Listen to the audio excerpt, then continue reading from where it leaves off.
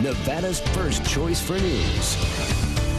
This is 8 News Now at 5. Well, 2 Valley public pools are closed 2 weeks after pool water was tested positive for staph. Pool operators generally do not have to test for Staphylococcus bacteria because health officials say that's not a place you would normally find it.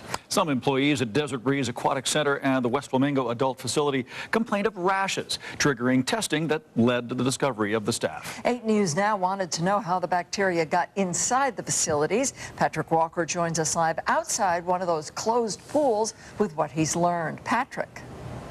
Well, Paula and Dave, we are now waiting on a 3rd round of lab testing coming out of this facility here behind us. This all coming after 2 positive tests for staph and now 2 very thorough rounds of deep cleaning.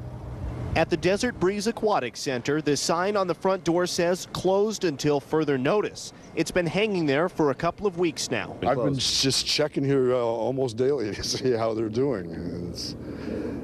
So far, no good. Last month, staff complained of rashes, even after routine daily tests showed no red flags. Making sure the pH and the chlorine and alkalinity were all within normal parameters, which they were.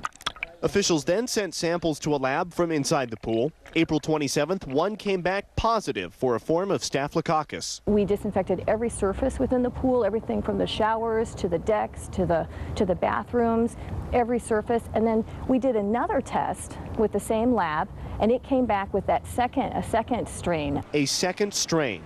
How did that happen? If the pH is off or the chlorine content is not high enough, then you can become infected with that. County officials insist the levels were good at Desert Breeze and another pool at the West Flamingo Aquatic Center, which is also closed due to a positive test for staph. It's actually carried in the nose in about 30–35% of people. The bacteria could have lived on surfaces around the pool for quite some time, he says, and it can get into the body through small cuts or tears in the skin.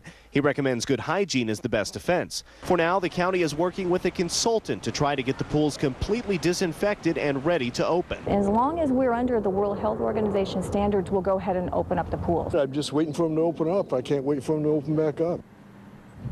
Well, the 2 other indoor pools here for the county, Hollywood and Cora Coleman, are also being tested as a precaution. However, both of those 2 facilities are still open. I also spoke with the city of Las Vegas today to see how their 6 pools are being tested, if they've seen anything, and a city spokesman tells me so far they have seen no red flags. Reporting live, I'm Patrick Walker, 8 News Now.